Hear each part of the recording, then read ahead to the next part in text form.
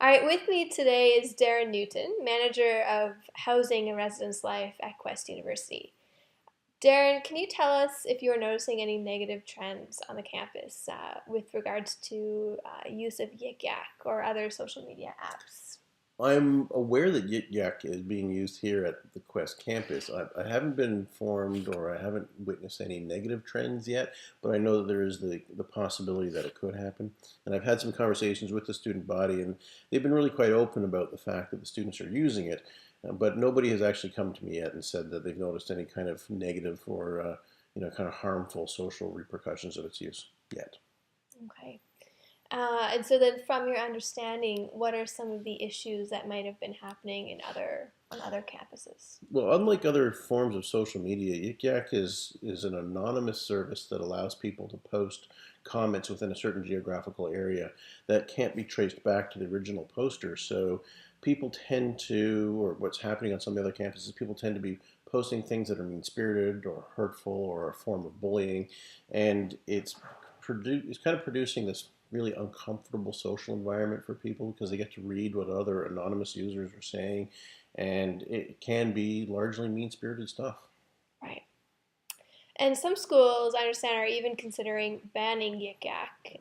So first of all, can you tell us about the feasibility of banning the app? And I know that geofencing is already being used, but will that actually prevent students from accessing the app on campus? The geofencing would prevent people from what I've read about it, geofencing would prevent people from actually accessing and using the app within that geographical area.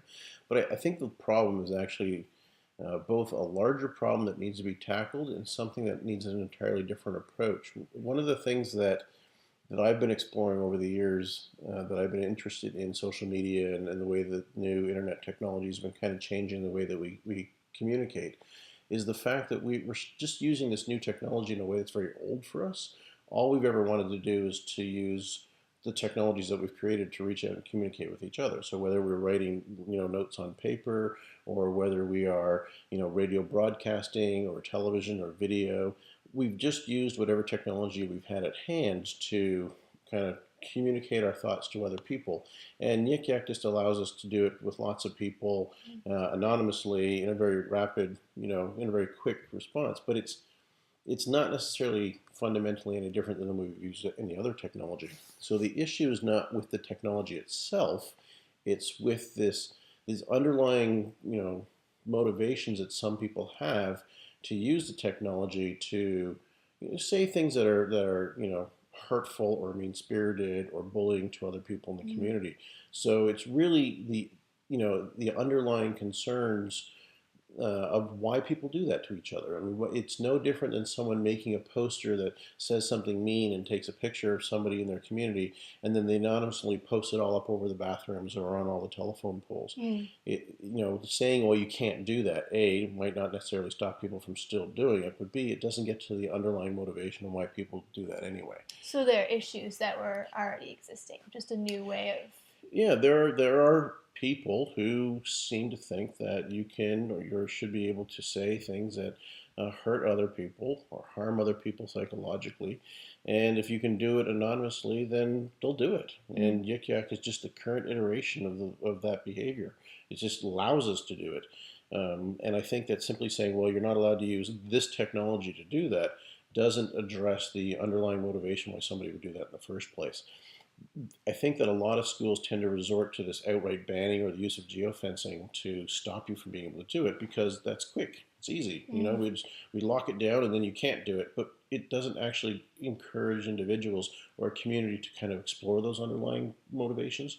And I think that is probably the more real. I mean, it's going to be the most effective solution in the long run, but it's probably the hardest and the slowest to implement because you need to open Mm. a dialogue with the community, get people to start to discuss what is that underlying motivation that somebody might have to use this technology to be mean. So it's easier just to ban it, but really that's not addressing the fundamental issues. Right. Is Yeah, what you're it is, saying. and that's largely human behavior. We've always done that. We always tend to default to the quick and the easy and the visible because it's quick, easy, and visible. And the harder, more complex solutions, we tend to try to maybe not necessarily outright avoid, but we don't pursue them because they take time and they take resources, and it takes a kind of a protracted exploration of group behavior and individual motivations that a lot of people just kind of don't have the time or the wherewithal to pursue. But I mean, we as a species tend to think that somebody does something wrong or there's a transgression against the community, and our first instinct is to punish them and deprive them of the ability to do that again. And that really is not as an effective way of changing future behavior of either individuals or groups as simply educating people and having people start to think internally about why they do what they do and the impact it has on others. Mm. But that's a kind of a much harder solution to implement. Sure. Plus, even if they ban it on the campus, that's not really stopping students from accessing Yik Yak No, off the campus. right. They still can still say those things, and as soon as they step, 2 meters away from the geofence, then all of a sudden all those messages will come back in again. Okay. So it doesn't solve the underlying problem that people are going to use whatever communications technology we have to say hurtful or transmit hurtful things or thoughts or words to other people in their community. It just stops them from doing it in that space. Right. So, with that in mind, what suggestions, other than that, would you have to universities or high schools that are considering banning it and are looking for ways to combat anonymous cyberbullying? What would you suggest to them?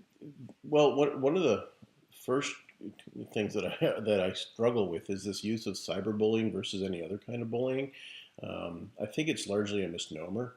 The underlying behavior of doing or saying something that makes another person feel bad about themselves or to mistreat them is bullying. And the use of using modern telecommunication technology to do that doesn't need the addition of the word cyber in front of it. The behavior is still bullying. So the bigger question is, well, what do we do to stop people from bullying other people in their community? And I think again that is something that needs to be taken on as a long-term investment into the betterment of a community, and that requires an understanding of how we promote kindness within community, which is linked inherently to a concept that I've done work on called pro-sociality. And lots of people know what the term antisocial is, and we try to teach people not to behave antisocially. But the fact is, there is actually the reverse, and that's pro-social. And I think that not enough people kind of go through a developmental stage where they start to question, well, what does it mean to be pro-social, and how does pro-sociality encourage a sense of kindness in your community and a kindness towards other people?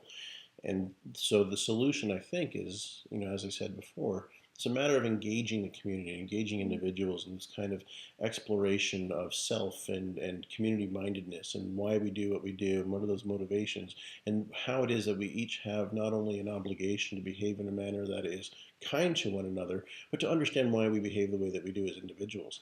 Because we tend to, I think, not spend enough time thinking about those things, and that the leaders in a community should be encouraging exactly that kind of self exploration.